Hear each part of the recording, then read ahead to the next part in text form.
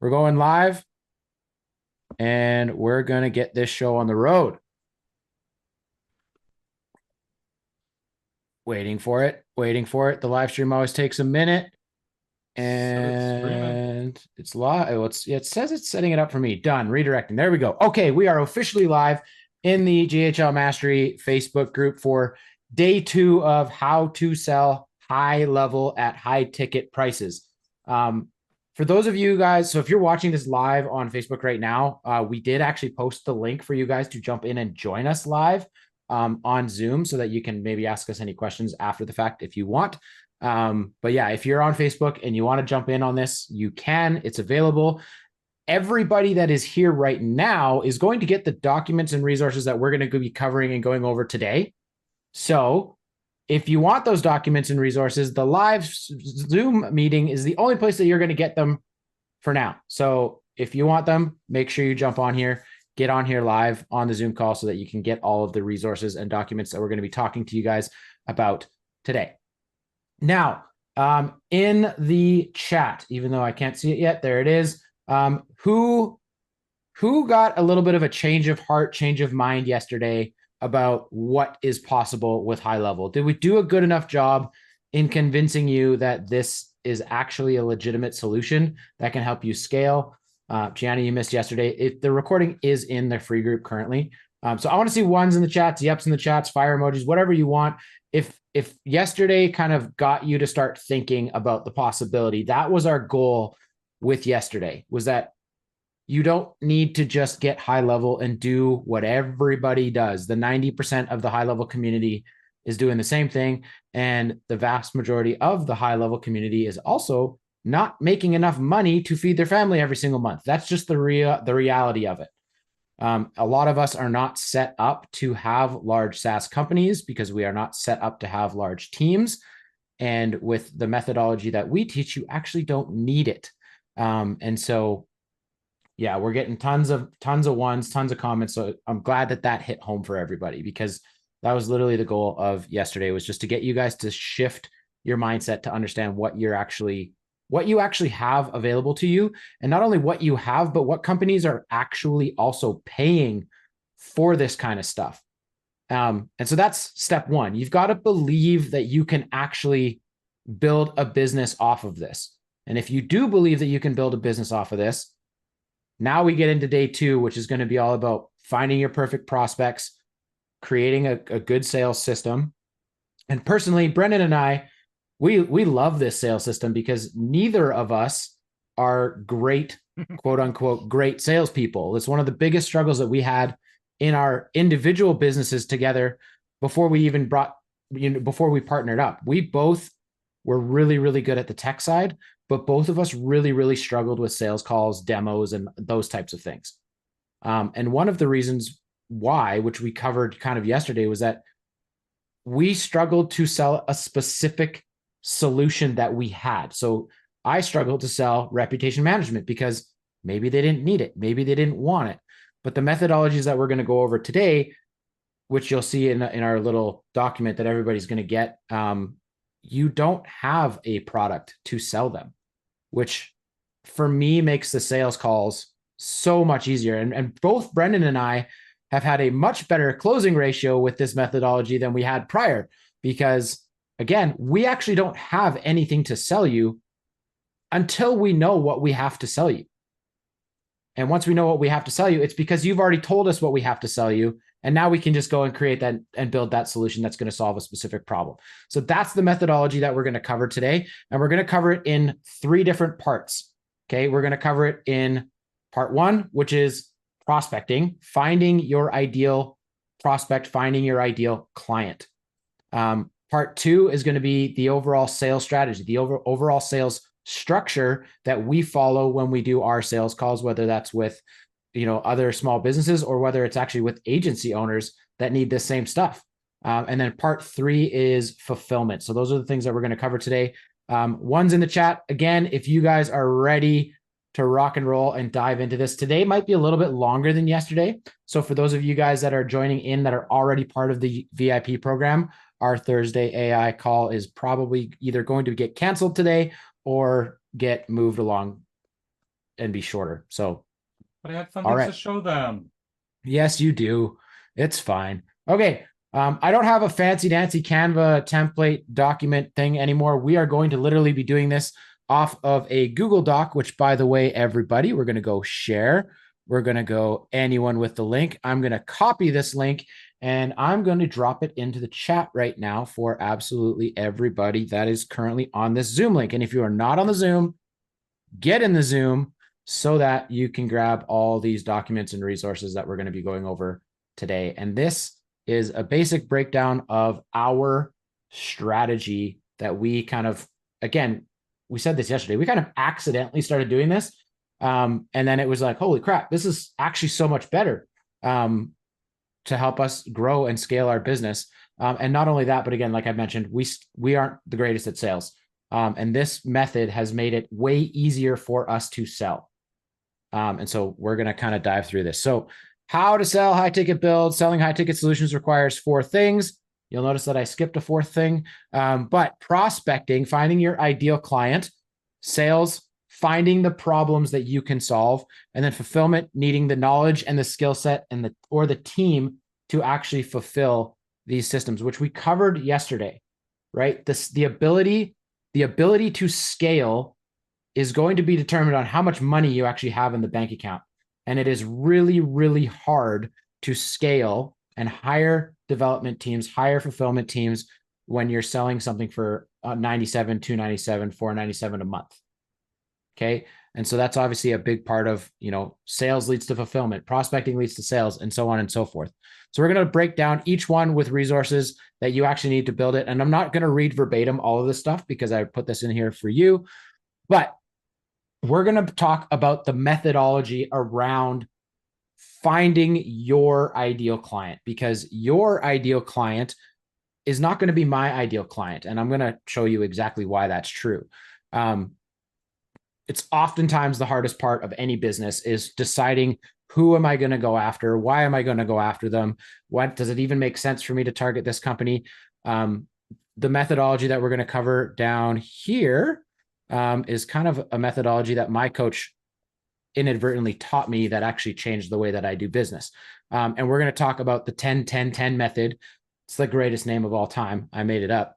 But the idea here is that in order for you to pick something, you need to pick something that you enjoy. You need to pick something that you are good at so that you avoid burnout. Okay. So it doesn't necessarily mean, okay, I've got this awesome software. I am now going to go and start selling reputation management. To who? Who are you going to sell reputation management to, and why? Do you know how to manage Google business profiles, or are you okay going to learn about that? Because if you're just going to do reputation management, you can add a lot to those services by learning how to optimize Google business profiles. If you're going to be doing database reactivations, well, in order to do a database reactivation, you need to know about the company that you're going to be doing the database reactivation for, so that you understand what their clients and prospects need in order to run a proper, good database reactivation. So the first thing that you need to do is pick a niche. I know that there's a lot of people that we get on calls with, and they're like, I always ask them, what's the first thing? Are you focusing on a niche? And they go, oh, well, I'm thinking about just a small business niche. Well, that's not really a niche. And the reason it's not a niche is because there's a lot of moving parts within the small and medium business community, right? There's a lot of different types of businesses, a lot of different types of things, and you don't know about all of them. And so the Another reason that I factor, recommend, go ahead, Brendan. really quick, another factor on that is if you don't pick a niche, but maybe or you do pick a niche that you aren't familiar with, terminology is key. When you're talking to these people, if you don't understand that niche's terminologies, they're not going to see you as an expert in any way. They're like, you don't know what you're talking about, dude. And Exactly. That is a big help. Which is why right here, we highly recommend that you start with the niche that you have experience or a good base knowledge about, so that you can talk about it, right? Having the ability to actually talk to people in their language with their lingo, like is absolutely huge. And knowing about that niche already is already going to give you a leg up when it comes to the types of solutions that you may need to build. So pick a niche. That is my recommendation. Don't be a generalist, because you're going to generally just fail. Whereas if you pick a niche, you can You can be specific about what you're doing. Can that niche change? Can it expand? Absolutely. But when you're just starting out, you need to pick something you know. You also need to pick a service or solution that you love and are good at. Okay. And I've already mentioned that, right? Pick something that you love and are good at, because if you are doing those things, that is going to lead you to living the lifestyle that you want to live, right? It's not necessarily going to be, I'm going to do this because this is what I'm told. It's going to be, I'm going to do this because this is what I love, right? I'm going to use my sister as a perfect example right now.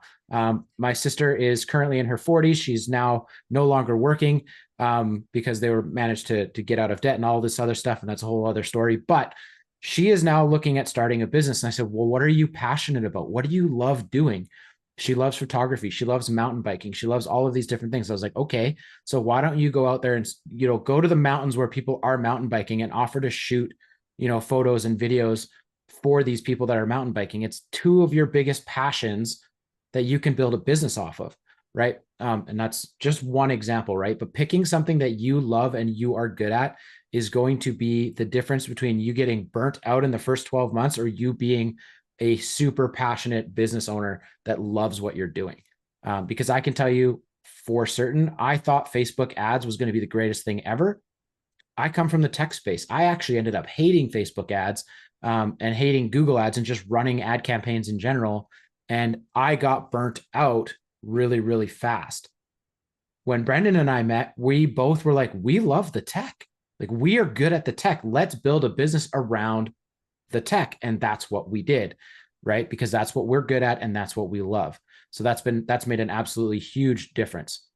And then lastly, and this is the most important piece, is that when you are picking a niche, you have to be very specific about your personal goals when picking the niche you're going to go into.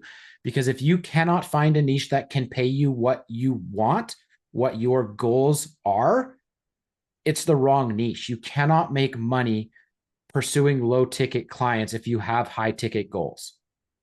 Okay. So the 10-10-10 method we're going to talk about right now. And there's a little bit of a worksheet in here. So again, if you guys are on the Zoom right now, you guys are going to get access to this document right here. This is kind of just regurgitating what we already talked about, right? Pick a niche that you have experience in when you start out.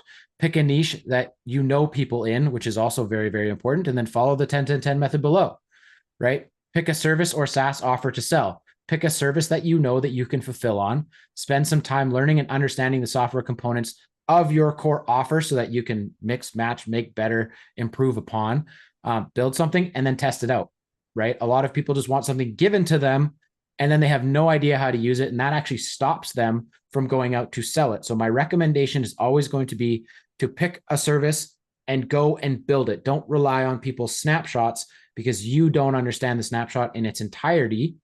And when it comes down to actually fulfilling for people, you're going to be all over the place trying to figure it out. So my recommendation is always to go build it first and then follow the 10-10-10 method below. Well, what is the 10-10-10 method? We already kind of covered a lot of them. You're going to write a list of 10 things that you are really good at and that you love doing. Now, this can be personal stuff. This can be business stuff. This can be tech. This can be graphics. This can be whatever you want it to be, right? But pick a list of 10 things that you love doing because this is going to help you avoid burnout over the long haul of your business. And you're not in this business for quick cash. You shouldn't be, at least. You should be in this business to build a long-term sustainable, exitable business down the line. Okay. Now, using this list of the 10 things that you are good at and that you love doing, write down a secondary list of 10 problems that you can solve with those skill sets. Because people pay for problem solvers. So that's what you need to inject into your passions. What problems can I solve with this? Right. And then the most important part of this, and this is probably going to be the part that you're going to have to think about a little bit, is I want you to list 10 businesses or niches that can afford to pay you what you want to get paid to solve those problems, right? Because again, low ticket businesses are not going to pay high ticket prices, right? Whereas high ticket businesses that are making, $10,000, $20,000, $30,000, $40,000 per client, well, they're going to be more than willing to pay you $10,000, $15,000, $20,000 for a custom solution that's going to solve their problems, right? And so this part is absolutely key. Okay. At the bottom of this, guys, I kind of skipped ahead of here a little bit, but at the bottom of this is a little bit of a worksheet. So make a copy of this, and I want you to fill this out. Okay. The first time that I had to fill this out took me, it took me 2 hours of like serious thinking and contemplating. Okay, what are my skill sets? What do I enjoy? When I wrote down my list, my skill sets were, or the things that I loved and I was really good at. I was fortunate enough to really already be good at high level and understand the tech, but just technology and automation solutions in general was one of mine. I love people. I'm very outgoing. I've been outgoing my whole life. And so for me, being involved with lots of people was important. I love teaching. And so that was another one that was on my list. And lo and behold, what are we doing as GHL Mastery? We're doing all of those things, right? We've been able to build a business around all of those things that I love, that I'm passionate about, and that I'm good at, right? So I want you to complete this list of 10. That's like step number 1. Complete this list of 10 before moving on to list number 2. But in list number 2 is now you want to take that list of 10 things and you've got to write down a list of another 10 things that are problems that you believe that you can solve with those things. Because what that's going to translate into is going to be your core service, your core offer. Okay. And again, you can mix and match the things that you're passionate about, that you love doing, and that you're good at to create solutions and problems that you can solve with those things. Okay. And then the last really part quick, of this. Can you drop this doc in the chat? This doc is in the doc that I've already dropped in the chat. So it's hyperlinked. It's hyperlinked in here. So if you guys have this document, which is shared in the chat, which I think I can share again. I just shared it again. Perfect. Thank you. Yeah. So As you this see one's with all the people that are on both of them. Yeah, there you go. Okay. 10 businesses or niches that can pay you what you want to get paid. This one is a little bit harder to do because now you've got the things that you love, the things that you're passionate about, and the problems that you can solve. Now you got to do a little bit of research. Now, again, I recommend that you try to stay in things that you know when you're starting out. Once you have already started and you've already had some success, now you can start to branch out and do, some of those other bigger businesses. But I want you to do a little bit of research here to figure out, okay, what do these businesses typically make in a year? What's their average ticket price on, a per sale basis? If it's a roofing company, and that was one of mine. Roofing companies can make anywhere from $15,000 to $30,000 per job, right? So that was one on my list. Whereas, I know I get all worked up about this, and some of the GHL Mastery people know this about me too. But realtors was on my original list. Realtors are no longer on our list because they're cheap. They don't want to pay for anything. They don't want to pay to have problems solved. So that when we redid this list, that was no longer on my list because they're low ticket, typically people that can make high ticket prices, but they're not willing to pay for it. So do a little bit of research on some different business verticals, niches that you can operate in. That if you want to, and just put it this way, right? If you want to get paid $5,000 a month for consulting, you're not going to be able to charge that for a company that charges people, $250 a month, right? Unless they've already scaled past that. So take a little bit of time with this list and then put it together. Okay. Now at the bottom of this is kind of leading into the sales cycle of, okay, what are we actually going to offer? This is going to give you, so go back through each list and highlight the top 3 in each category, right? What are the top 3 things in each category? The top 3 things that you love and you're good at, the top 3 problems that you can solve with those things, and then the top 3 businesses that can pay you what you want to get paid to actually solve their problems, right? This is going to give you your service, your product, and your prospects. Okay. So that was thing number 1 of today is how do you actually find your prospects? Now, how do you do your prospecting? Well, now your job is to go and talk to people. And that's the hardest part of this business for a lot of people, right? A lot of people will sit on trying to make something perfect that they will never go out and talk to people to figure out what it is that they should actually be making, which is another reason that we love the custom build model, because like I said, we don't actually have anything to sell you. When we first talk to you, we have nothing to sell you because we don't know what you need. Right. It is funny going into those conversations though, because I'll approach a business owner and they'll be like, well, what can you do for me? I don't know. I have no clue what I can do for you, because I need to talk to you to find out what problems you have first before I can even tell you what I can do for you, because I can do a heck of a lot and our team can do a heck of a lot. But until I can talk to them, I have no clue. Yeah, absolutely. So here's what we did. And I really think this is more specific to people who are just starting out with Go High Level, is that you should go and find people in your sphere, your circle, your community, whether that's, church or, kids sports programs, like doesn't really matter, but go and talk to people that are in those top 3 business niches that you picked. And I want you to go and talk to them. And I don't want you to sell them anything. I don't want you to talk to them about this new business that you're starting or this new software that you've created. I want you to go and talk to them as if this is your own market research. And how many people do we have on this call right now, Brendan? 97. 97. Okay, so I'm going to call it 100. 10% of you are going to do this. And that is just a statistical fact. I might be being optimistic, but 10% of you guys on this call right now are actually going to go and do this.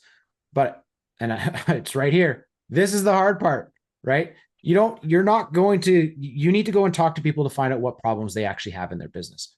And so there's another document that we're going to be going through today on the sales side, where I'm going to kind of walk you through how we actually have these conversations and ask the questions. But you're not going to sell them anything. You are going to go talk to them and you are going to ask them questions like, what type of business do you run? What do you do? What types of issues do you have within your business operations? If you could remove yourself from one area of your business with technology, what would it be? Why? Why would you want to do that? What would the impact of that be on your business if you didn't have to? Right? So those are the types of questions that you're going to start asking people when you just are having a conversation. And by the way, I just basically just gave you your sales call right there. You're not going to. One aspect of this that somebody asked that I want you to touch on. So how do we go and talk to these people that you're suggesting we do that? Do we walk in, cold call, cold emailing? How should we do our market research? Well, you missed the first part that I said. I said, go to the people that are in your community, go to the people that are in your church, go to the people that are in your sphere. Like in person. I talk to people at my son's hockey games. And if they just happen to own a business, what do? I cue my script, and my script is just a conversation. Tell me what you do, right? What types of problems come up with that type of a business? Like, what do you wish you didn't have to do? Right? It's about asking questions. And the reason that I find this easier than having a product already and then trying to sell them that product is that it's like, it's sales 101, right? I do all of the asking, they do all of the talking. And that is something that, both Brendan and I have had to learn how to do, because we were both product techies, got excited about the tech, right? But if you learn how to ask the right questions, and that's going to do 2 things. You're going to learn a lot about the problems that they have. You're going to learn a lot about their business. And number 2, this is just human psychology. They're going to like you better. Wow, balloons. My iPad's doing funny things. But they are going to like you better just because you're inquisitive, because you're inquiring. You're letting them talk about themselves, which, again, that's just sales and human psychology 101, right? When you ask the questions and they do the talking, they are going to naturally just learn to like you more, and they're going to learn to trust you more by default. And to kind of prove that point, who here likes talking about themselves? Right? Go one's in the chat if you like talking about yourself. And be honest, because we all do. If somebody asks you a question, hey, how are things going? How's your business going? You're, oh, it's going awesome. It's going really, really good, right? everybody loves to share. Me and my brother got into this just the other day. My brother works in an office, well, his other office right next to me here. And we were both talking about this. And, people like to talk about themselves. And so if you leverage that fact in your sales, people are going to actually like you more because you let them talk about themselves, right? Brady doesn't like to talk about himself. That's fair, Brady. You don't have to like talking about yourself, but I can tell you that 90% of your prospects and clients, they're going to like to talk about themselves. They're going to like to talk about all the things that they love. They're going to like to talk about all the things that they hate, right? That's just human nature. So with this methodology, that's exactly what you're letting them do. And it does create trust, which you need when you start throwing a $10,000 bill at them, right? So, like I said, there's 100 or so people on this call right now. 10 of you are probably going to do this. The other 90 of you probably aren't. So just go do it. Like it's right here. Go and do it. Go and talk to people. If you can break through that barrier in your business right out of the gate, I promise you that you are going to be able to scale and grow your business. So there you go. Prospecting 101. It's all about who you're going after, why you're going after them, and then can they actually afford to pay you what you want to get paid? There's your prospect pool. Now go and talk to the people in your sphere to start about those problems. And again, we're going to go into the sales cycle now where we're going to kind of break that down a little bit more. So before I go into the sales cycle, I'm more aligned on inbound, not outbound, says Dia. Dia, we are exactly the same as you. we hate the outbound. We hate the cold calling. We hate, the cold DMing and all of that sort of stuff. So guess what we don't do? We don't do that kind of stuff, right? It's a little bit of a slower build if you're not willing to do the outbound. But what Brendan and I both do is we'll talk to people in where we are. And then we talk to those people, and those people think about us, and they'll go and tell their other, I actually know a guy that could probably help you when they're having those conversations. Then all of a sudden people start coming to us. We've been doing custom builds for about, what would you say, Brendan? About a year and a half? About a year. Yeah. And we never, personally, I've never made a cold call. Brendan, you've never made a cold call. Oh, heck no. None of our sales staff have really done that. We've got some cold DMs that happen, but that's mostly with the agency side of GHL Mastery. We don't cold DM or cold call businesses at all. A lot of our stuff comes through word of mouth and having talked to people and showed people what we can do and done jobs for people who then tell other people about what we're able to do, right? So when you solve a business's problems, they're going to be your biggest fan. They're going to love the fact that you did that for them, and they're going to tell other people, and then you start to build and grow organically. Way number 2 that we've done it is because we do things the way that we do things and we don't charge $297 a month, we have money that we can run ads. We can do our own inbound marketing because we can, right? For every $10,000 we make, we pump another $500 a month into marketing, right? And get inbound leads coming to us, right? So again, it's a scale factor. You're able to scale when you sell high ticket. You are not able to scale nearly as easily when you sell low ticket. So, okay, where are we here? Yeah. Okay. So this is also really important with your prospecting. We actually had this question on our GHL Mastery call the other day. How do you actually get people to be interested in what you're doing? And a lot of you guys have probably heard of this already, is creating that scary offer, right? It's creating that offer that's going to get people to think, oh, that's really interesting. I should talk to this person. And this can be a product, right? This can be reputation management based or database reactivation based or whatever other SaaS service you want to offer. Your scary offers can be around those things. But what we talked about on our GHL Mastery call the other day was that your sales call doesn't have to be about that. right? If somebody just wants reputation management and you have a sales call with them and they really don't feel like they have any problems in their business, they just need a reputation management solution, great. Downsell them to a $297 a month reputation management SaaS, right? But your sales call is not going to be about the reputation management. It's not going to be about the database reactivation, because realistically, you're going to get them with your scary offer. And go ahead and read this. I'm not going to read it verbatim, but you've got different types of offers that you can throw out there. That's how you're going to get the hook. They're going to be hooked in with the scary offer. Once they're on a call with you, once they schedule or book a call with you, it is no longer about your scary offer. Okay. At this point, it is about, what does your business actually need? I don't know if a database reactivation campaign is actually going to do anything for you. I don't know if you have a database. Do you have a database? If you don't have a database, why not?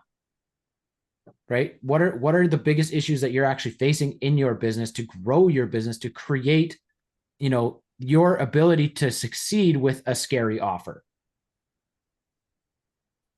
Right? So that's how you do it. You have to set the hooks with an offer that's going to get people to think about it. When I first started creating my scary offers, and Brendan, I know I'm saying I here, but this is because this is relevant to me. I know. I didn't want to do this because I felt like, I was told, you need to create an offer that even scares you. We gotta remember, we went through the same training. We went through the same training. We both did the same thing. I don't want to do it either. I didn't want to do this because I didn't believe I actually could, with the individual services that I was selling, the individual SaaS products or the marketing products. I didn't feel comfortable doing this because I didn't know if I could fulfill it. Well, the problem that I had with that was that I was actually thinking about my product, my service, my solution, not their problem, their solutions.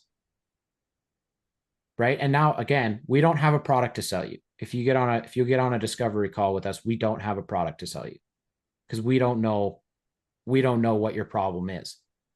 If my problem can't solve your problem, or if my solution can't solve your problem, then let's just get off the call right away, because we're wasting each other's time. Right? But if you use the scary offer to hook them, to get them in, your sales call then becomes a discovery call to figure out, can we actually solve a problem? If your big ticket custom solutions that you have for them isn't the solution to their problem, you still have the downsell option to go into a simple SaaS solution for them. Okay. We've talked about a lot of this stuff already, and we're 35 minutes in, so we're actually doing pretty good. The reason that I've said this 3 times, there's nothing to sell the prospect, right? Sales calls became easier when we started shifting to this methodology, because we weren't selling a product. We were finding a solution that we could create. I even started out my sales calls or prospecting calls a little bit different. It was more like, so what can I do for you today? Yeah. That was it. They started just word vomiting, telling me exactly what's going on, what they need to accomplish, all of this information. Now I can start going through my toolbox of how to solve it. Correct. All right. So we like, again, we personally do more of a 2-call close, because call 1 is really discovery. We're trying to figure out, do you have a problem? Do we have a solution? Because if they don't have a problem, you're not going to sell them anything anyways. If they do have a problem, do you have the skill set? Do you have the technology? Do you have the ability to solve that problem? The amount of calls that Brendan and I get on at 7:00 at night, sometimes it's like, I just had a call with this person. This was their problem. Let's brainstorm. Can we solve it? Do we have the resources? Like, we get some really unique ones. And guys, sometimes the answer is no. Sometimes, like literally yesterday, we had a call last night and the answer was no. I don't think we can do that. So we're not going to offer them a solution. We can also afford to not offer them a solution, because we have 4 other yeses over here that are $5,000 to $10,000 yeses. So we can say no. We can afford to say no. There's no pressure to say yes. Right? And again, that's scalability. is when you can now start to say no to people because they're not the right fit for your business versus just trying to squeeze the last little bit of juice out of the lemon, right? It doesn't make sense to do that. So the first call, guys, is discovery. And on this call, it is your job to ask questions and shut up. Ask questions, shut up, listen, write down the answers. And anytime that they key in on a problem, ask another question, dig deeper, put yourself even further into that problem. And then part 2 of the discovery call, and here I'll open up this document here as well so that everybody can see this. That's hyperlinked in here. This is a great, one of the greatest questions. I've already said this question already, but this question has been an amazing question for us. Is that if there was any part of your business you wish you didn't have to do, or would make you more money, or would save you more time, what would it be? Right? Take your pick how you want to slice that question up. If there's any part of your business that you wish you didn't have to do and would save you more time, what would it be? Right? I promise you, they're going to word vomit all over you. And now you switch to the power of why. Okay, well, why is that? Notice that why is also a question. Right? I'm not talking at them at all in this stage of the sales cycle. So what is it that you wish you didn't have to do? Okay, awesome. Well, why? What would the impact of that be? And how would that actually help your business? Would that give you more time? Would that make you more money? Would that, what is the impact of you not having to do that thing? Because now you're finding the problem that you can solve for them. Okay. And then once you kind of understand that portion, it's the power of if, right? If you didn't have to, what would that do? If you got more prospects, what would that do? If you increased your conversion ratio in your business, what would that do?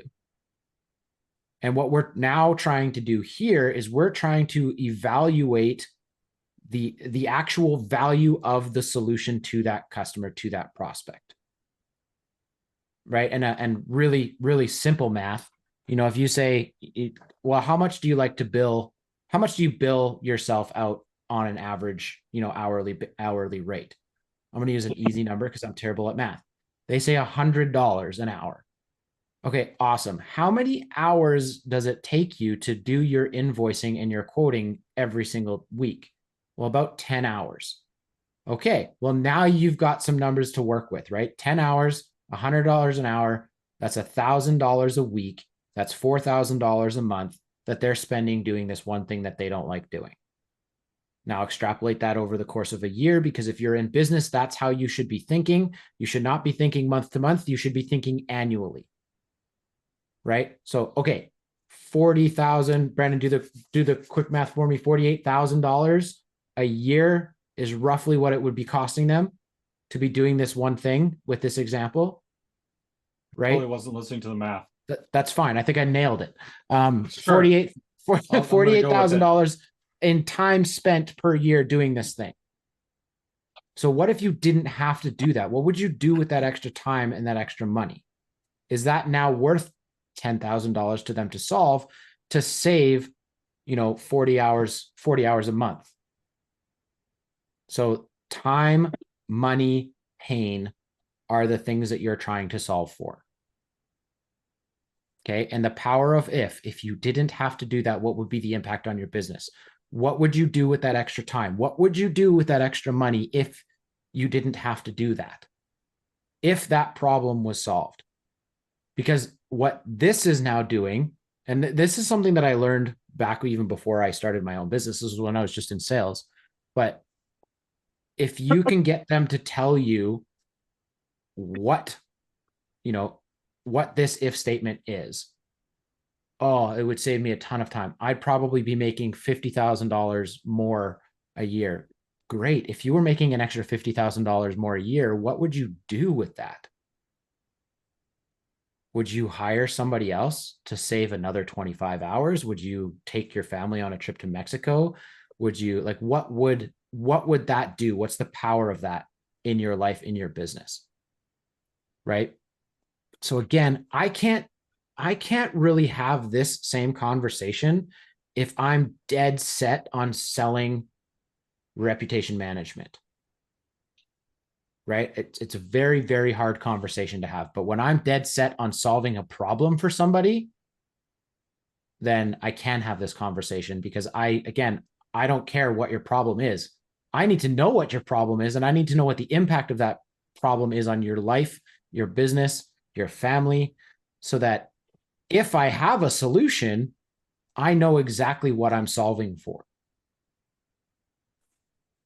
Okay. Now, we talk a lot about, I'm going to kind of scroll through here a little bit. We kind of talk a lot about, and one of our biggest sales functions is to figure out, for a lot of people when it comes to high level, because again, we're talking about our strengths here, right? Our strengths is the tech. Our strengths is creating really amazing, simple to use automations within the high level ecosystem.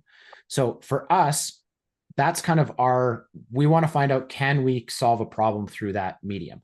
One of the ways that we do that is finding out specifically what a customer journey looks like for our customer. We literally had a call this morning with it's actually funny. He's one of our team members, and he's also one of our clients that we're building something out for him. And that's what we were going over. We were going over, what does your customer journey actually look like? Right? What does it look like for somebody to come into your gym for a free trial versus staying at your gym for months and months and months? Right? What does the sign up process look like? What does this look like? What does that look like? When you start to talk about solving a problem in relevant terms that they can understand, it does two things. And we like the customer journey structure because it gets them to think about their business. It gets them to think about, okay, how are we getting our leads? Are we getting our leads through referrals? Are we getting our leads through marketing? Is our marketing working the way we want it to? Okay, well, if somebody fills out a form on Google, it goes to our admin team, and they have to call them. Okay, well, what if they don't call them? What happens if your admin staff doesn't call that lead? Do you know about that? What are you doing okay, you do know about that. Good. Okay. What happens if now what do you do? Okay. Let's say they call them and they don't book a call. They don't book an appointment with them. Then what happens? Oh, we just forget about them. Okay. I see. That's a problem. Right. Lost opportunities. Lost opportunities. Now we can say, well, how many of those do you have in your database? Now we have a possible database reactivation solution for them because we know that they have a lot of dead leads, right? So is this all starting to make sense, guys? I want a little bit of engagement. Who's falling asleep? Who's not falling asleep? Let me know if this is all making sense to you guys. I've got one more add-on on that aspect. The other question that we also asked is, what are you currently struggling with in your business?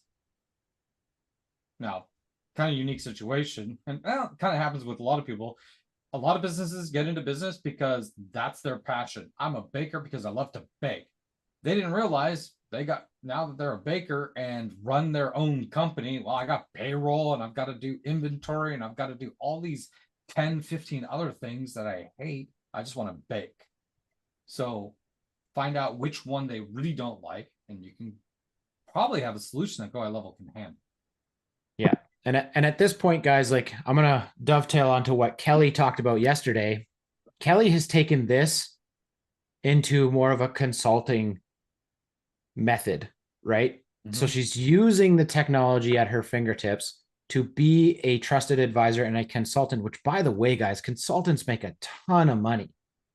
They can make a ton of money. You can charge a customer $50,000 a year easily to be a consultant that's just sitting there on retainer and ready to rock and roll when they need you, right? This is we talked about different profit centers. This is another thing that you can do when you know this system and you know this platform in high level, right? I mean, hers was a $20,000 upfront with a retainer on the back end. I think it's $1,200 on the back end, right? Yeah. So does everybody understand the sales cycle here? Because I think that it's really, really important that, and again, I think it's really, really important because this is what changed our business and our ability to sell. To put this in perspective, I think I said this yesterday, but when I was trying to sell SaaS solutions, I couldn't sell a $97 solution to any business. I struggled so hard with it because I was trying to smash their square peg into my round hole.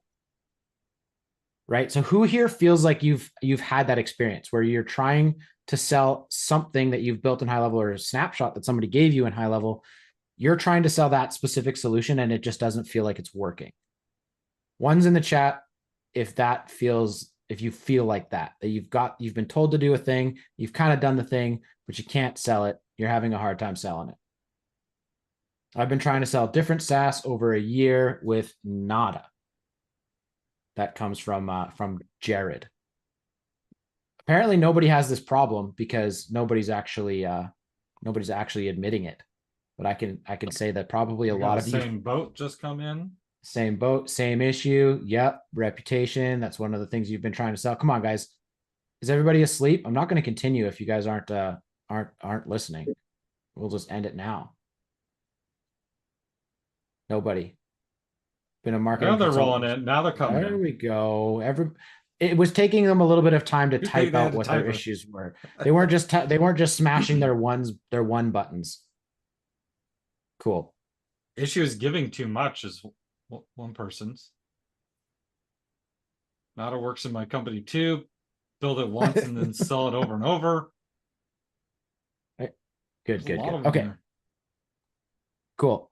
So guys, once you understand the customer journey that they need to create, this is kind of what's going to springboard you into what you can build. Okay.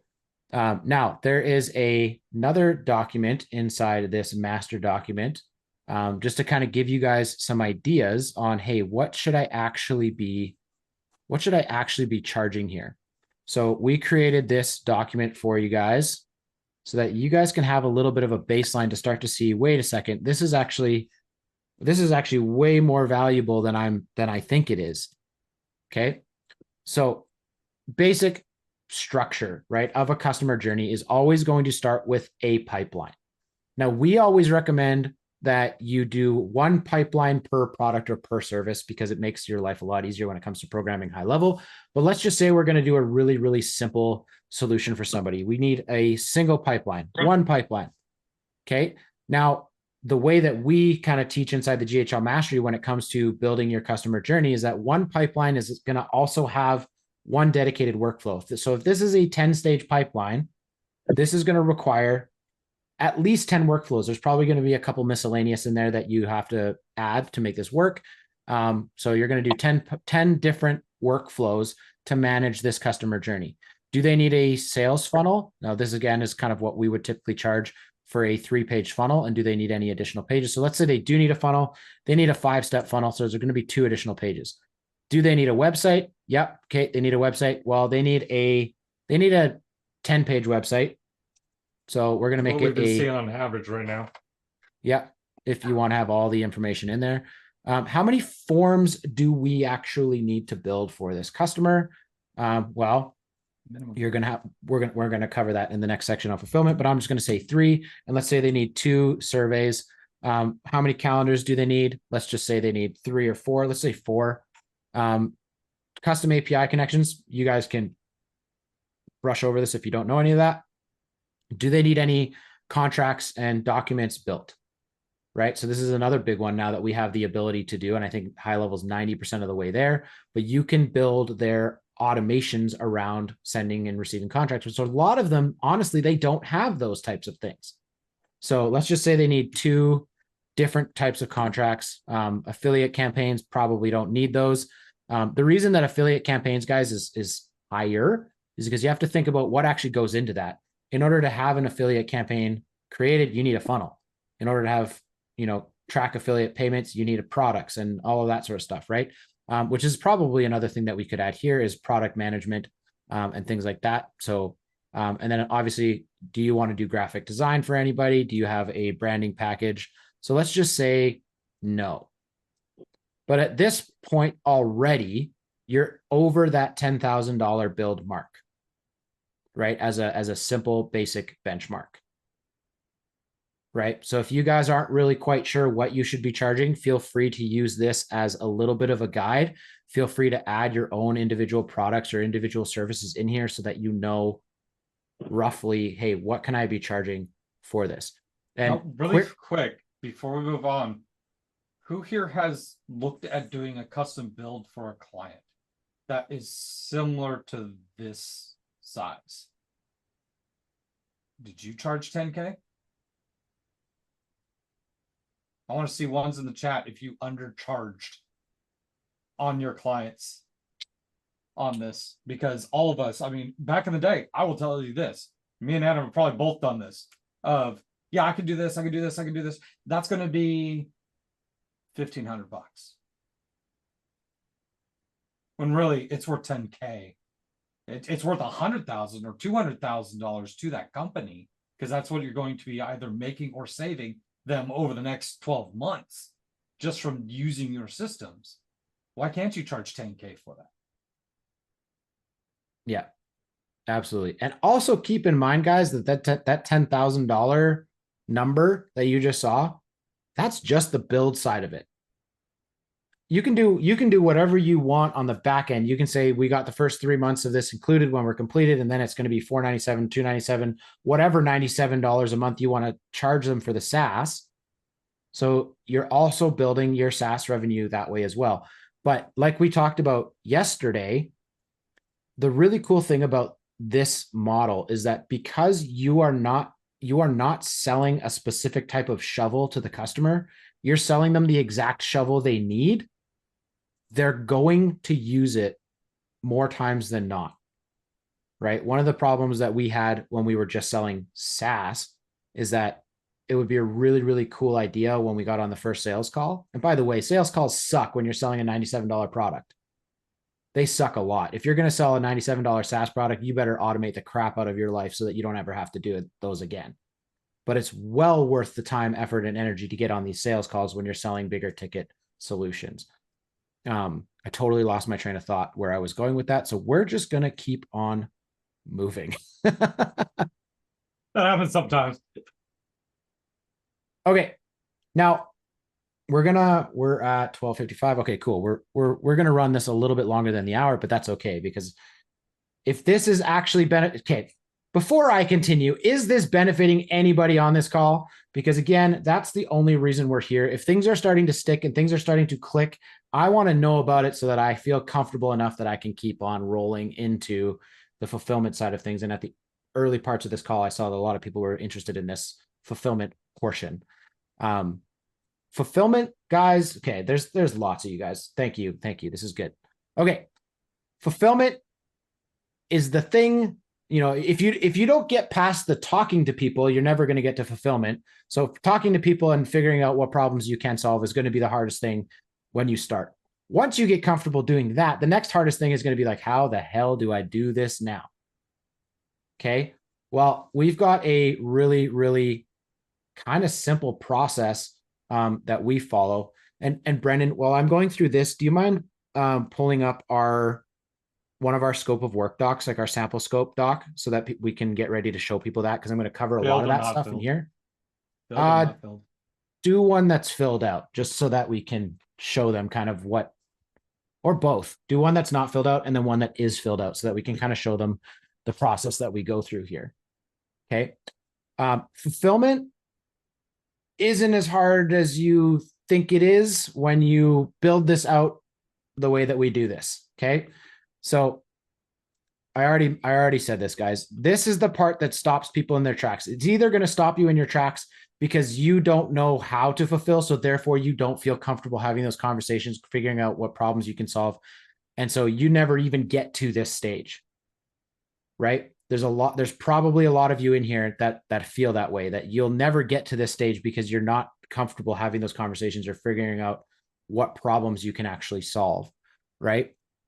So you know the solutions that you have to create based off of your discovery call. You've got it priced out. You set the contracts. They sign the contracts, and you're like, oh, geez. Brendan, I remember the first one. I remember the first time we did this, and I felt that exact same way. I was like, oh shoot, they said yes. What? They paid us $5,000. Oh, okay, here we go. And we kind of built the plane in the air, as we like to say, right? Create an easy to follow customer journey and break down each step as you're building this out. And the reason that we do this way, and I'm going to show you with when Brendan pulls it up, because once you start following this methodology, if you yourself are not going to do the work, it makes it really, really easy for other people to follow. Dude, there's tons of resources inside the high level community, us included, that can easily and quickly put some of this stuff together for you if it's a bit of a challenge, a bit of a struggle for you to do it yourself. But if you can break it down in an easy to follow, simple, step-by-step process, you can hand it off to people and they can go and get it done for you. Okay. And a lot of the time, it's not going to cost you nearly as much as you're charging your customer to get it done. Okay. So let's kind of go right down to here. So where do you need to start when it comes to building out your fulfillment process? First thing you need to do is compile a list of assets that you're going to be building, designing, creating, setting up inside high level for your customer to solve that specific problem. Okay. So assets are things like funnels, websites, forms, surveys, calendars, contracts, any special custom fields that are required, any special custom values that may be required. Now, we use custom values a lot less when we're doing custom solutions, because oftentimes custom values, we do have custom values for sure. Custom values are going to be system-wide values that are going to be rinse and repeatable, right? So I've got this open right here. This is actually a standard template that we have that has a standard set of custom values in it, which is not very many. Like these are kind of the standard values that are going to go into every single one of our builds. And so we've templated a lot of this, right? If you go into our pipelines and our opportunities, that's already templated. We need to change some of this stuff sometimes based on the customer's needs, but that's templated, right? In our automations, we've got all of our workflows templated. They're there. They're ready to go. We need to complete and fill in the content. But a lot of this stuff, 90% of the time, they follow the same structure, right? So you'll find this as you go along. And as you start having these conversations, the customer journey that you're going to be creating and building is actually going to be very, very similar for a lot of different companies. They might have a tweak here or there where, oh, their contracts need to be done this way, or, you know, if this customer has this thing, then I need to send them that instead of this customer having that thing and I need to send them that. Yeah, sometimes you're going to be creating some minor complexities, but a lot of the time it's the same. And so we actually have this, we just call it our standard custom build template, because we can load this into an account 90% of the time, and it's going to cover the vast majority of the things that we need to do, including the custom values. So that's one way that you can actually help speed up your fulfillment process, is by having a template like this. It's not going to be the same for everybody. Sometimes we have to start from scratch, but that's what we do. So first things first, you need to compile a list of all of the assets that that particular client needs, so that you know these are the assets that I need to build. When you start building, you're going to build your assets first. Okay. Because you can't go to the next part until this part's done. Okay. So if you need to write it down, obviously you've all got access to this sheet here. But write down a list of your assets, and then that's going to be the first part of your build out. You're going to create those assets. Okay. The second part of it is building and creating your customer's customer journey, creating the pipeline, right? The pipeline is going to be the backbone of this custom solution. Okay. Your pipeline is literally, we call it a customer journey because that's what it is, right? You get a new lead, the new lead comes in. Well, what do you need to do with those new leads? What's the goal and the outcome that you're trying to achieve when a new lead comes in? Well, I want them to book a call. Okay. So then, well, you'll see in here, actually, I'll walk you through this, because this is 90% of the time, this is what the customer journey is going to look like. So it's either a new lead or a missed call, or typically how leads are going to come into the system. With the new lead, well, how are they getting in there? Are you running Google campaigns? Are you getting organic traffic to your website? Are you getting referrals? Are you running Facebook ads? How are they getting in here? Okay, now once they do get in here, what's the objective? 9 times out of 10, it's to book a call, book an appointment to sell a product, right? Now, we always have a responded stage in our systems, because oftentimes, unless you're using AI, if somebody replies to the initial outbound messages, they need to engage with them in some way, shape, or form. right? So responded is always a stage. But the goal in every stage at this point is to get them to this point of booking an appointment. So the goal of everything that you do is to get them to book an appointment. If they show up to the appointment, we've got, I'll show you guys this too. We've got an appointment status form, right? And the appointment status form is typically sent to the customer after the appointment. And it's like, what happened? Did they show up? Do you need to nurture them? Are they warm? Are they hot? Did you close the deal? And this actually controls the movement of the lead in the pipeline so that they never even have to log in to move people around, right? If they no-show, we move them backwards, because if you're not moving forwards, you're moving backwards. That's kind of how we feel, right? Do they need to be nurtured? Are they a warm prospect? Are they a hot prospect? Did you close them? Are they unresponsive? Well, guess what unresponsive leads can be used for? A DBR later on in the future, right? Did they unsubscribe, right? So there's a basic customer journey that's going to walk people from new lead all the way to sale by following that baseline structure. And again, 9 times out of 10, we follow almost this exact same structure. Sometimes we name things a little bit different. If we've got contracts that need to go out, we add, contract sent, contract signed to this structure, but that is the customer journey 9 times out of 10. Okay. So again, a lot of this stuff you can template out to speed up your building, but you're going to build your assets. Once your assets are built, you're going to build your pipeline. Okay. And honestly, the pipeline takes 20 minutes once you've got it all written out. Okay. Once you've got your pipeline, you're going to build your workflows. And you're going to build your workflows one pipeline stage at a time. Okay. So this way, it does not get overwhelming. Okay, a new lead is coming in. How is that new lead coming in? We run Google campaigns to our website. We run Facebook ads. We get organic traffic. We get referrals. Okay, there's your 4 different types of triggers. Right? What needs to happen with these? Well, if it's a Facebook ad, if it's a Facebook lead, it can go here. If it's a referral lead, it can go here. Okay, well, now you know what your action is in your workflow. You're going to do an if else statement, and you're going to start to build that out, right? Okay, great. Now your referral lead just booked a call. What needs to happen here? Well, we need to set up appointment reminders. All of those types of things. It's very, very easy when you break it down one pipeline stage at a time. And what we have found is that when you do this and they're in one pipeline stage, and you'll notice with ours are labeled with numbers, right? So that we've got pipeline A, and we've got stage 001, 001.1. Well, what does that mean? That just means it's a new lead, new prospect, new stage. We haven't engaged with them really yet. 002 is responded, 003, so on and so forth. Now, if you go into our automation, we've got a folder for pipeline A. Pipeline A has a bunch of workflows, and you'll notice the numbering convention, right? With this method, it's easy for us to build on, it's easy for us to troubleshoot, and it's easy for the client to understand.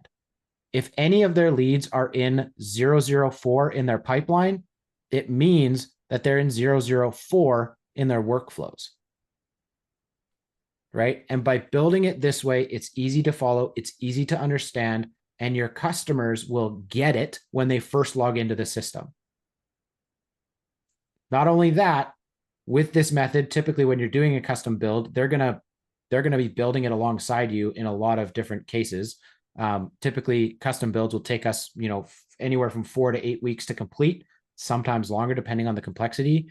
But the cool part is that the client gets to be involved in that build process because you're solving their problems, right? And they're going to understand how you built it, why you built it that way, and what's actually taking place when they actually jump into the system and start using it, which is going to help you avoid clients leaving because they know exactly what's going on with the CRM. They know how it works. They know what to do because they've been a part of the process the whole way through.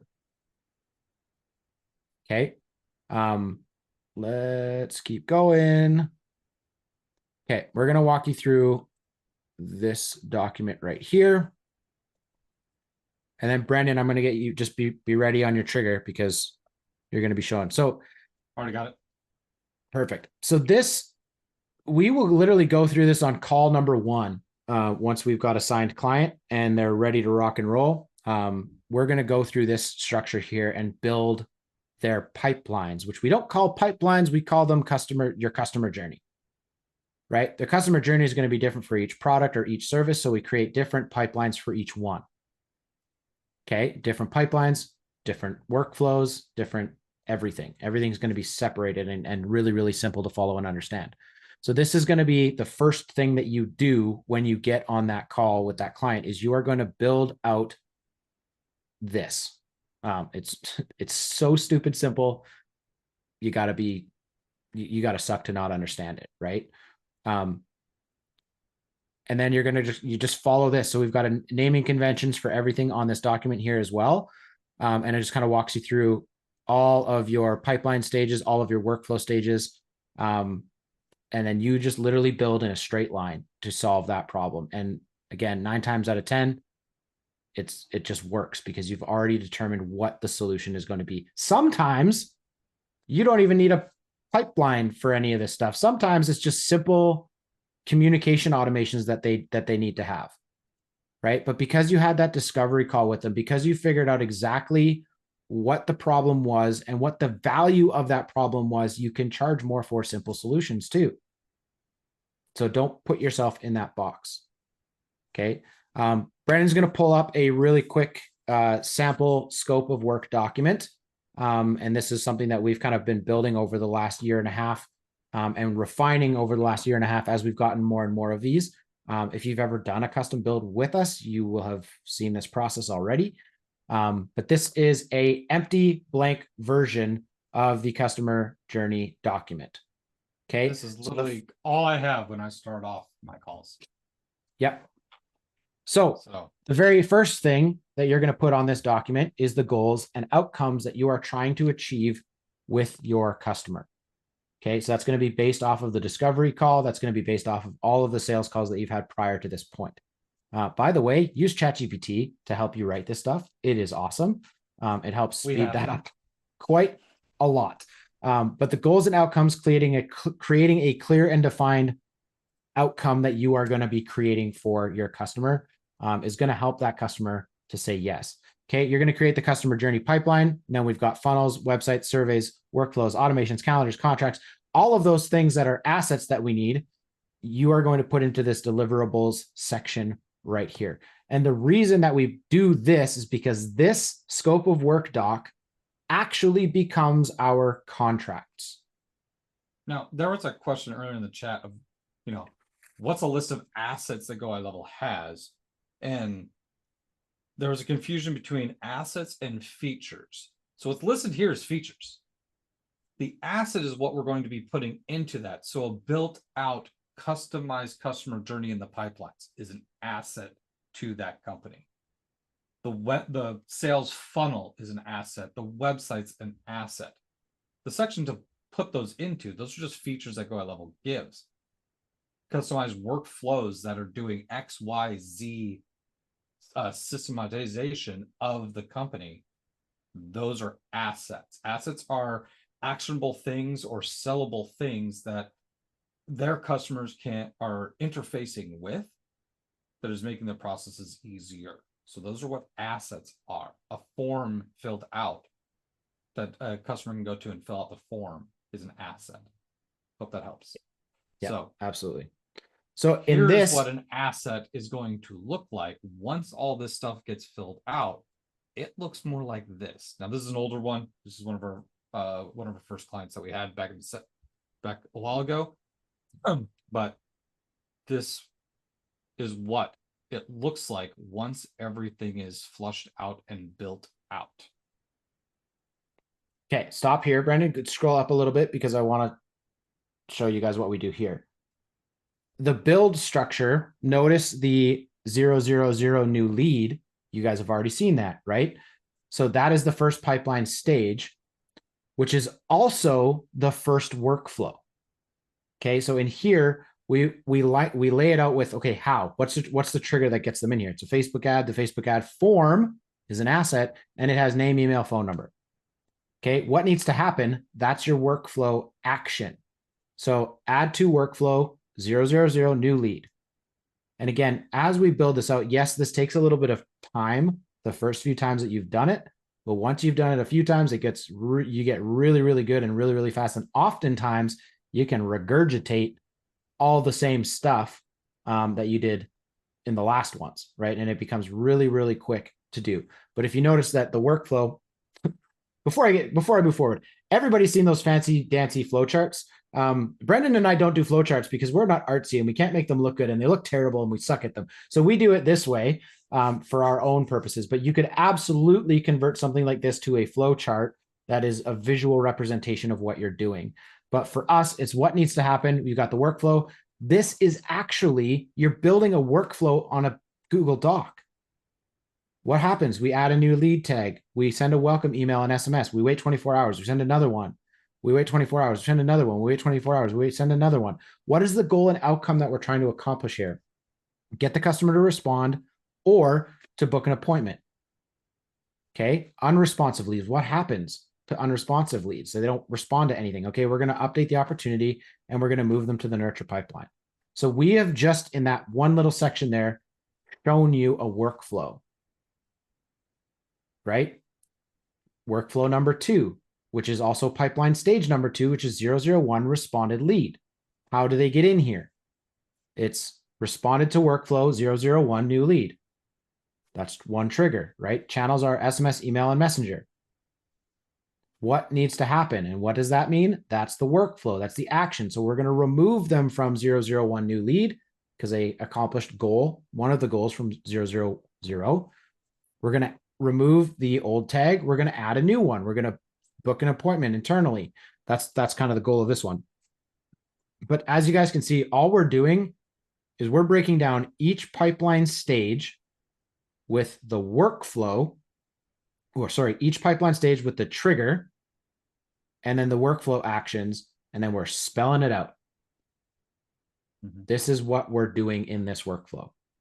Now, really quick, there was a great question here. Is this after they signed as a client, or is this a follow-up call to the discovery call? So this here, this document, because it's so detailed and flushed out, this is going to take you time. Don't do work you're not getting paid for. We made that mistake. We learned that. We learned that, yes. So we used to do this on the discovery call, this exact document. We used to do it on the discovery call. We didn't even have the client yet sign the document. So now what we do is we do a very summarized version of this. In order basically what we do now is the first call and basically the proposal document becomes this document right here. So these are the goals and the outcomes of what we're going to be doing.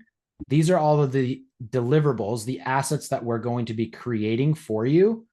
These are the timelines. So this document here actually becomes our contract. So we do a very summarized aspect. So if you go back to the other tab, since you're running it, if you scroll back down to the workflow section, this right here, see how it's flushed out with all the details that we're going to be building. Instead, we just go that we're going, okay, we need to do an appointment workflow. We need to do a nurturing workflow. We need to do a contact side. At the top, I'll probably do workflows. There's going to be 10 of them. And here's the list of the 10 workflows I'm going to be doing.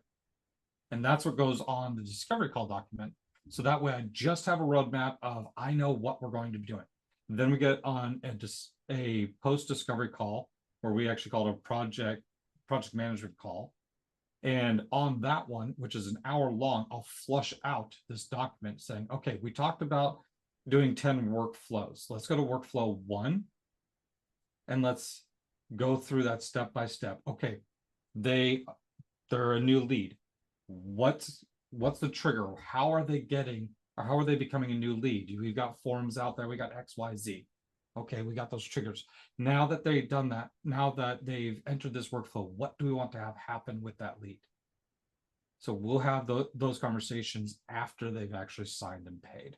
And that's when we'll flush out these documents. Yeah. Now, the reason that this is important, and I want you guys to learn from our mistakes, the reason that this is really, really important right here, like I said, this is effectively what builds our contracts, right? So we have the goals and outcomes that we're going to achieve based on the conversations that we've had. These are all of the assets that we are going to build and deliver for you. And if custom integrations isn't on that list, we just delete this from their document and it's not on that list, right? So we can build this out to be however we want it to be built up. We can come down here and we can say, oh, you know what? This is a really simple one. So we can decrease our timelines on this stuff. We can increase them if it's going to be more complex. But the reason that this document became so important to us was because the first few that we were doing, the first few that we had done, we would complete the project according to our scope, but then they would say, oh, but we need to add this, we need this, we need to add that. And then we can come back to the scope of work document, which is, again, it's effectively, this is the contract that we create for them, and say, well, that's not on our original scope doc that you signed off on. So let's go back to our pricing guide. You needed an extra 3 pages for your funnel. Okay, it's going to be an extra $600. And then we can go back and we can add this to the living scope of work doc, right? But somebody mentioned this in the chat. This doc is gold. It's literally a step-by-step of what to do and how to do it. That is exactly the point that I wanted to get across on this portion of the fulfillment call, because if you can do this, then you can build this quite easily inside of high level. Or hand it off to somebody to build. The other thing that you can do is you can hand this off to someone else to build it for you while you go and sell some more stuff. Because sales is the lifeblood of your business. So you should not get caught up in, you will get caught up in this the first few times that you do it. You're going to create this process for yourself, because our process might not be perfect for you, but our process works pretty darn good. But again, once you get to that scale point, and if you go and charge someone $10,000, go and pay someone $3,000 to do it for you. Or 5 or even 8. You made $2,000 off of that just for selling. And then doing a little bit of management. And now the other aspect is this bottom portion. Somebody said earlier, 4 to 6 weeks in order to do a build, doesn't the customer get frustrated? No, because they understand before we even started, okay, we're going to be going through this phase. It's going to be taking about a week. This is going to be initial calls. We're going to do all the gathering that we need to do. All that gathering is building this document. Okay, next our team is then going to get in there. We're going to be doing all of the build out and getting all the systems in place. After that, we're going to go into what we call our alpha testing phase. We're going to be going through making sure that everything's working appropriately and then move into beta testing. Once we get done with that, we're going to get with your team. Beta testing will be that your team will be in the system and testing it out and working with it as if you're a customer. Next, we'll go into the training phase, which we're going to teach all of your team how to implement the entire process. Next is post-implementation, which is you guys are using the system and you're going to be talking to us and making and any bugs that are in there, we're going to work out and make sure that it's a smooth system. And then we have the ongoing support and maintenance, which is an additional month, 6 months, whatever you want to put in there. Of now we're on our software fee, you're on your own. And then if you do run into issues in those 6 months or 3 months or 1 month, we will fix any of those bugs post that time frame. Then it's going to be that we're going to charge you our hourly rate to go in and fix bugs. And the full expectation before we even start the project. Now they're like, okay, I can see that. Yeah, okay, these are going to take 6 weeks, 8 weeks, 10 weeks in order for this entire process to take place and get built out. And when you're selling somebody a custom solution, I don't think we have ever had somebody say that's too long. In fact, we had one of the clients that we're working with right now, when they came onto our first discovery call, they were like, we expect this will take 6 months. Well, geez, that gave us a lot of breathing room. That was their expectation, not ours. Right? And so because you're building something so customized to this customer, they're willing to do it right the first time. And that's another message that we try to send. We are going to try to do this right the first time so that this testing, training, and implementation phase is very minimal. That's at best, right? So you're setting the expectations up front as to what you're actually developing, what you're actually building. And guys, part of this is the conditioning that we have as GHLers to sell snapshots. Right? So with what we're talking about, we're not talking about selling snapshots.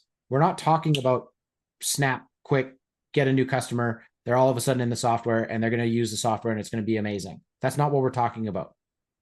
We're talking about an infinitely more scalable solution that, yes, takes a little bit more time. It takes a little bit more effort in the front end. And once you've gotten this system down, it's infinitely more scalable, right? Because what are the things that I said you could do with that money? You can hire people to remove yourself from portions of the business that you don't like to do. It's very hard to do that when you're selling a $297 SaaS, right? And I'm sure some of you guys are going to give us this exact same objection when it comes to, why should you join the GHL Mastery Program? We're going to teach you how to do all of this stuff, first and foremost. And second of all, we can be your dev team and we can be the ones that do this stuff for you. But the biggest objection that we always get from people that are joining the GHL Mastery Program is, I just need one more client to cover that cost.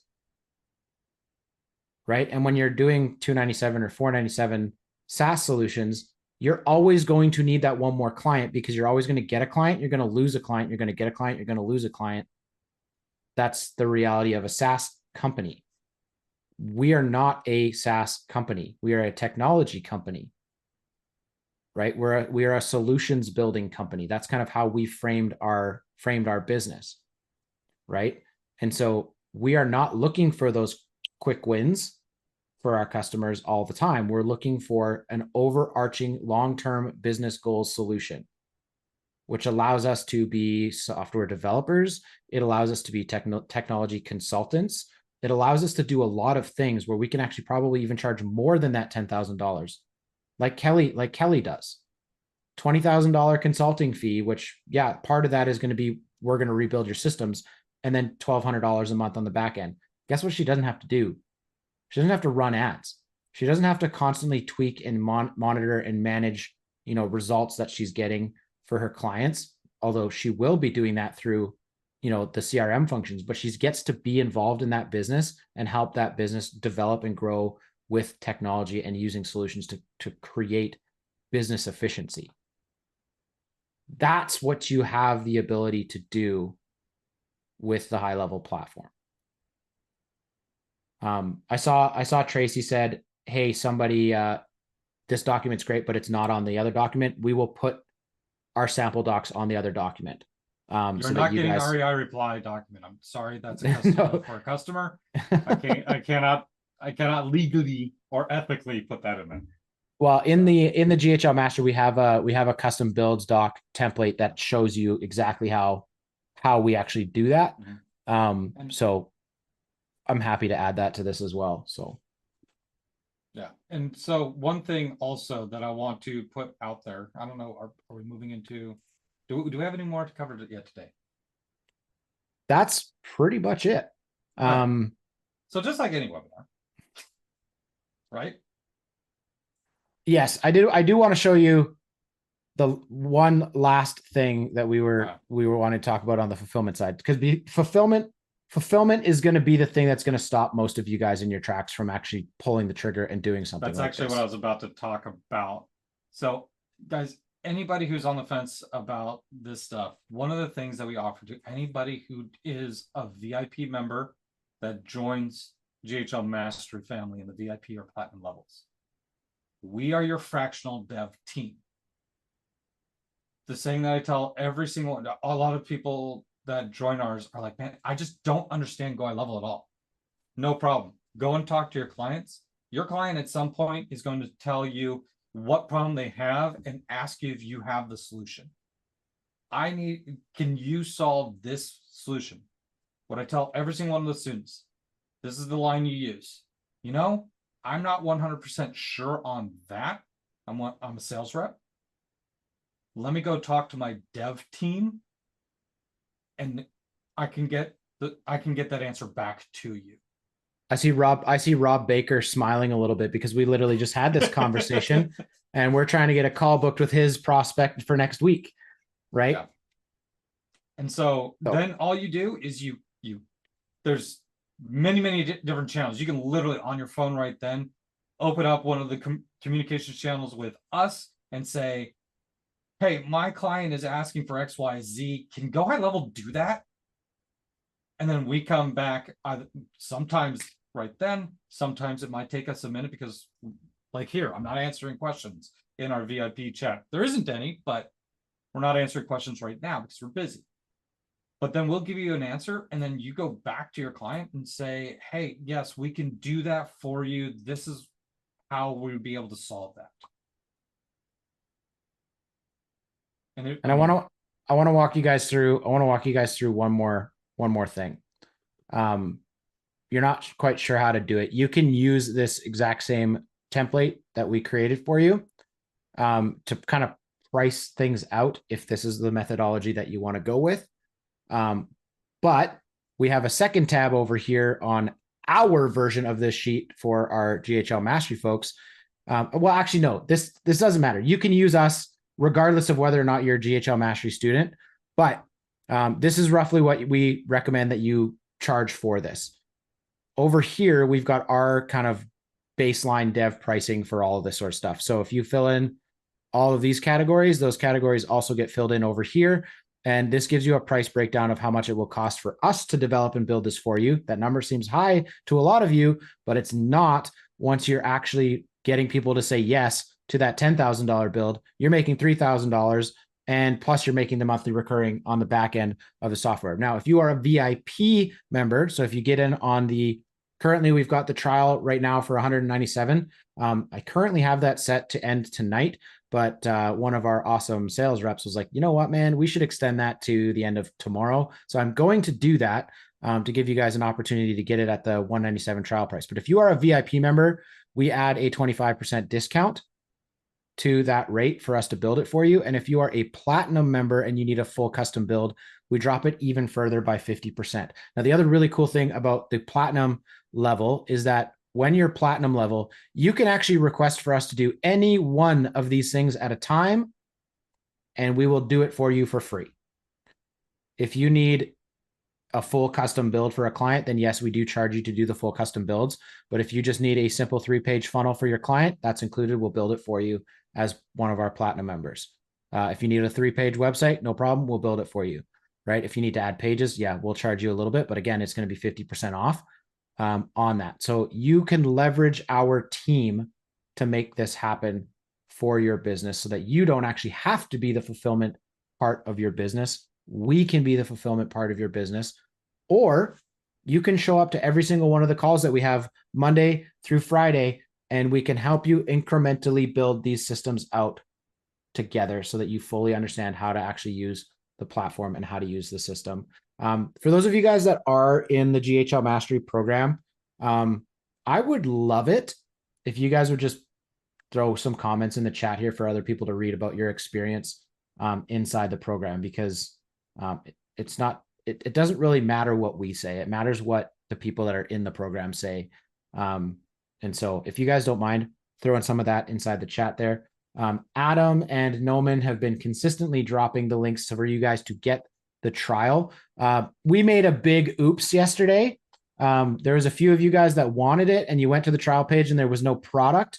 That has been fixed. So if you guys want to get Remember yesterday it said imperfect action every time. There it is. Right. So if you guys want to get in today and tomorrow, we will extend it to tomorrow night. You can get in on a 30-day trial. You can cancel it at any time. 30 days, $197. You get access to our entire membership area, our Core 4 AI system, all of our workshop training videos. You get access to every single call that we do Monday through Friday. And, you know, we're here to answer any of your questions that you have. You also get access to our ticketing system, which is obviously where we also do some of the build requests that you guys may have. So today and tomorrow are your last chances to get the $197 trial price, though that will be going away. I guess I'm going to extend it till the end of tomorrow night. So by Saturday, that will not be available. Our regular price is $497 for the GHL Mastery program. But we would love to see you guys in there. If you guys really just need to get a better handle on what high level is, what it can do, so that you can start to, like, honestly, our goal with every single person, it's called GHL Mastery because we want you to master the platform so that you can actually go out and create unique solutions to unique problems that customers have. Because when you can start doing that, that is when you can start to scale and make money. You're going to generate high value skill sets within the program. And Rob, I'm going to pick on you just a little bit here. Rob is like one of our favorite types of VIP members, because Rob came in, he downloaded our Core 4 AI system. You know, he's been on every single call. He's on every single call 10 minutes early, with his hand up, ready to rock and roll. And Rob comes in, loads our Core 4 AI system, and is like, hey, I think I could probably make this even better. And you'd think I would be offended by that, but I wasn't at all. I was super stoked, because what Rob was able to do after probably about 2 weeks is take our entire AI system and create a brand new AI demo platform, out of our Core 4 AI system that, like, I didn't even think to do. Right. But Rob came into every single call, asked a question.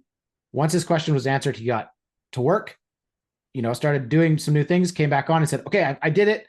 What do I need? What did I break? And then we go through it again and we fix all the little things that he broke.